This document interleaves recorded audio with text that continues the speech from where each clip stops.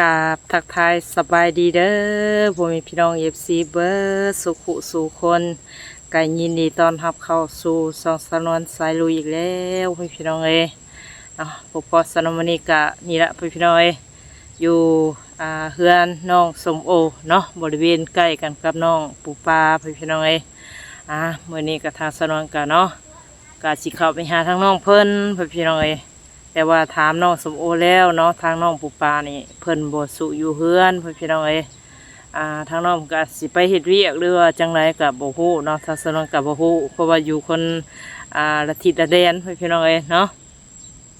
จุดประสงค์ทางสนวนมาบัดนี้เนาะพี่น้องเนาะก็บ่มีหยังใดก็คือทางผู้รักผู้ใหญ่เพิ่นก็ไทยถามมาเรื่อยๆนะพี่น้องเนาะจุดประสงค์เพิ่นก็คือแบบว่าเป็นห่วงทางน้องเพิ่นเนาะแบบว่าอยู่โตคนเดียวแล้วก็แบบว่ากินอยู่คนเดียวละเนาะเพราะว่าแม่คือไอ้เพนนี่ก็เราบ่ได้อยู่นำพี่น้องแล้วก็ไปเฮ็ดทานเฮ็ดหยังอยู่พูนล่ะเนาะถ้าสนวนก็บ่ได้เคยไปจักเทื่อบ่อนเราอยู่พี่น้องถ้าสนวนก็เลยสิพุระย่างเข้าไปหาทางเพื่อนน้องปูปลาเนาะเพื่อว่าความเจ็บใจหรือว่าชัดเจนพี่น้องทางสนวนก็เว้าแต่กับผู้รักผู้ใหญ่เพิ่นก็ย่านเพิ่นบ่เชื่อทางสนวนเนาะแต่ว่าโอ้ยบ่ได้ไปหาน้องก็เว้าว่าน้องบ่อยู่ยังบ่คิดประชันเนาะพี่น้องเนาะถ้าเพิ่นก็เป็นห่วงเป็นใยพี่น้องเพิ่นก็ได้ยินข่าวเนาะช่วงทางสนวนถามน้องแต่พูนละพี่น้องอยู่บ้านน้องเมย์เนาะนั่งนำกัน2 คนหั่นล่ะเนาะทางสนวนก็ถามน้องเพิ่นว่าสิได้ยินข่าวว่าสิไปเฮ็ดเวียกบ่ประมาณนี้ล่ะทางน้องเพิ่นว่าสิไปเนาะแต่ว่าทางผู้รักผู้ใหญ่เพิ่นพี่น้องเพิ่นก็เป็นห่วงว่าทางน้องเพิ่นเป็นผู้หญิงเนาะแล้วบ่อยากให้ไปซุ่มสี่ซุ่มห้าพี่น้องเพราะว่าน้องเพิ่นยังน้อยอยู่ว่าจังซั่นเนาะเดี๋ยวโดนดอกนี่นั่นเพิ่นก็ว่าไปพี่น้องความห่วงใยเนาะก็เลยทางสนวนก็เลยสิมาหาน้องเพิ่นหั่นแหละเนาะก็เลยสิบอกน้องเพิ่นว่าเพิ่นสิไปแท้จริงบ่หรือว่าแนวใดน้องพี่น้องเนาะก็คือว่าหั่นละน้องเพิ่นก็บ่อยู่พี่น้องก็เลยสิ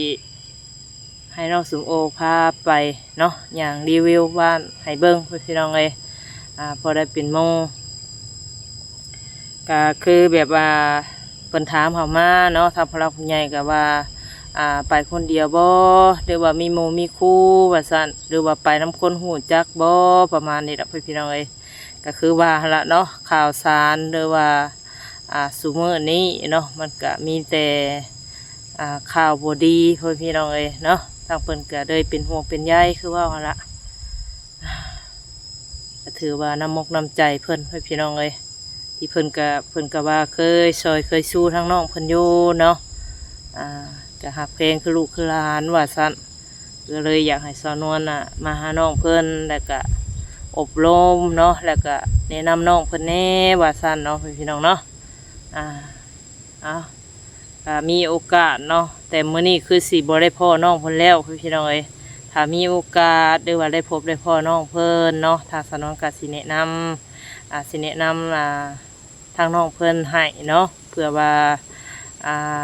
จุดประสงค์แบบว่าไปนี่มาหันหละเนาะเอาก็ได้แต่แนะนำพี่น้องอันนี้ก็ขึ้นกับใจน้องเพิ่นแล้วก็ความคิดของน้องเพิ่นเนาะเพิ่นสิไปใส่มาใส่ก็เรื่องของเพิ่นคือว่าหละพี่น้องแต่เฮาก็มีสิทธิ์แต่ว่าแนะนำสิซื้อเนาะโดยก็คือน้องเพิ่นนี่ก็คือว่าแหละพี่น้อง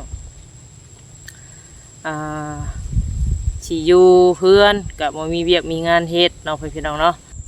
อาจสิคิดไปหาเงินหาคำอยู่ทางอื่นเนาะพี่น้องเนาะเพื่อว่าเรื่องชีวิต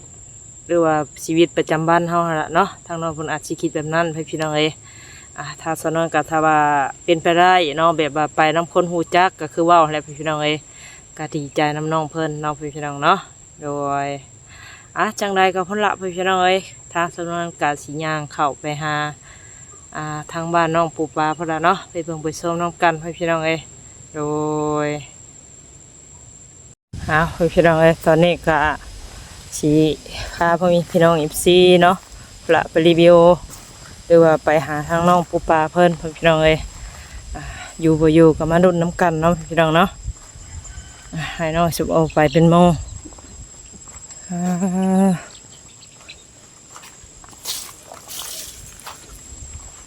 สบายดีละสบายดีไปพาไปนอนไปมึงดูเนาะเพื่อความแน่นอนไปพี่น้องก็คือว่าขนาดเนาะถ้าสนองกะได้แต่บอกเพิ่นแต่ว่าย่านพระผู้ใหญ่ว่าบ่เชื่อเนาะพี่น้องเนาะก็ได้พามาเบิ่งฮอดเฮือนฮอดซ่านน้องปูปลาว่าถ้าสนวนเว้าจริงเนาะพี่น้องเนาะน้องเพิ่นบ่สุอยู่เฮือนเพิ่นพี่น้องเอ้ยเนาะนี่โอ้ไผก็ยังเปิดอยู่พี่น้องเอ้ยเนาะสองล้อ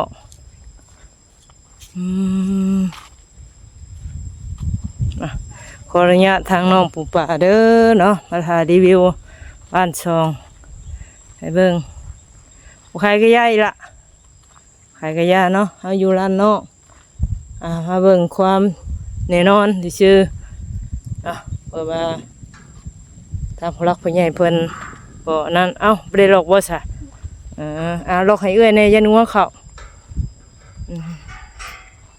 ทางน้องเพิ่นบ่อยู่เด้อพ่อพี่น้องเอ้ยเนาะน้องปูปลาสนวนก็คือว่าอะไรพี่น้องเอ้ยแต่น้องสมโภอยู่ใกล้เนาะทางน้องเพิ่นก็ว่าทางเอ้ยปูปลาบ่ได้อยู่เฮือนถ้าอยู่ก็อยู่เป็นช่วงเนาะมาเล่าได้ใส่ละอยู่ภูเขา โอ้อยู่เฮือนไผน่ะมันแม่น้องนิ้วบุหลอกไผแล้วก็2โลบ่ได้เหมาะเลยโอ้ยแดดพี่น้อย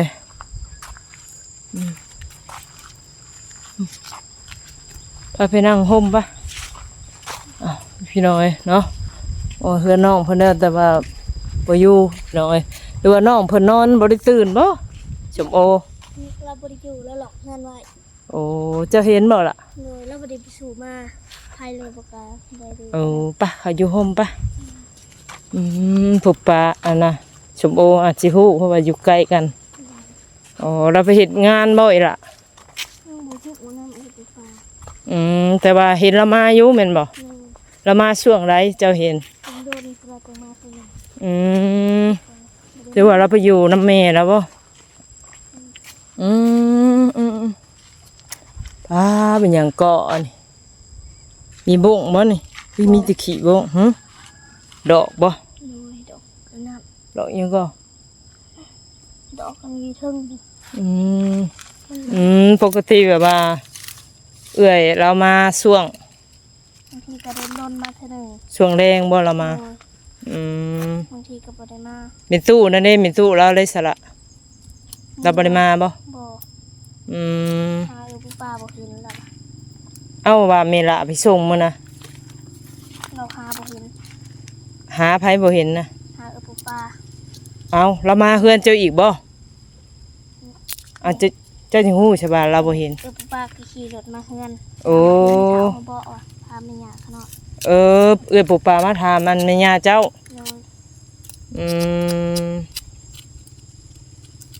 เราบ่เห็นหลานเลยเราเมื่อบัดนี้กันเนาะเราบ่ได้ไปหาลูกสาวเรานะบ่ได้ไปโอ้อยู่พี่น้องเอ้ยเนาะน้องกะอาสิไปหรือว่าไปเฮ็ดงานน่ะบ่ปู่ปาเนาะถ้าน้องไปเฮ็ดเวียกเฮ็ดงานก็ดีใจน้องเพิ่นให้พี่น้องเอ้ยตะโอ้ฮ้อนก็ฮ้อนดินชมโอนี่กว้างนี่ล่ะไอ้เจ้านี่โอ้ยาวเหยียดเลย30ปุก30พังหลายสิ่งหลายอย่างปลูกไว้โลดคือไปนอนเว้าหั่นแหละให้เฮ็ดให้หยังเพื่ออนาคตตัวเองหั่นแหละค้าขายง่ายมื้อก็เฮ็ดไปพอได้กินได้อยู่พอได้แกะไข่นี่แหละก็พากันสู่กันเฮ็ดเด้อมาแล้วเลยสะเคยเข้าเฮือนจะอยู่บ่บ่เคยบ่เห็นแล้วช่วงนี้จะเห็นกะเกลือมานำแน่ บะมันมาน้อย หญ้ากับเกลืออยู่ อืม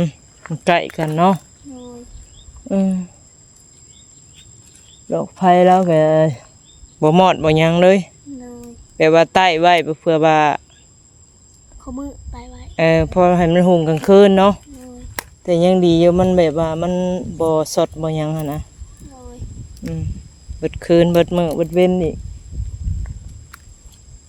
ถือว่าทนทานอยู่เนาะ โดย อืม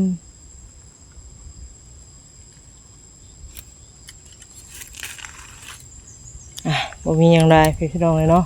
เผื่อว่าถ้าสนวนพาให้มาเบิ่งเพื่อนน้องเพิ่นเนาะก็เผื่อว่าทางผู้หลักผู้ใหญ่เพิ่นให้เพิ่นฮู้ว่าถ้าสนวนน่ะมาแท้จริงว่าความจริงเนาะก็คือถ้าสนวนก็มารีวิวให้เบิ่งพี่น้องเอ้ยเนาะเพิ่นก็คือว่าแหละเป็นห่วงเป็นใยทั้งน้องปูปลาพี่น้องเอ้ยเนาะ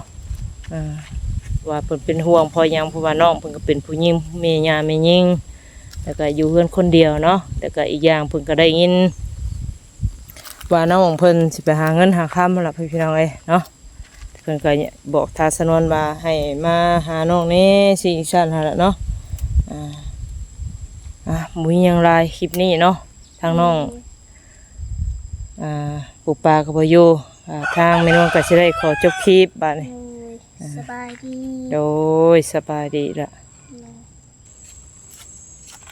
เนาะจังใดคลิปนี้กับทางสนวนก็สิได้ขอจบคลิปเด้อพี่น้องเอ้ยผิดพลาดการใดก็ต้องขอโทษขออภัยพี่น้องเอ้ยสำหรับคลิปนี้ไปแล้วเนาะขอกล่าวคำว่าสบายดี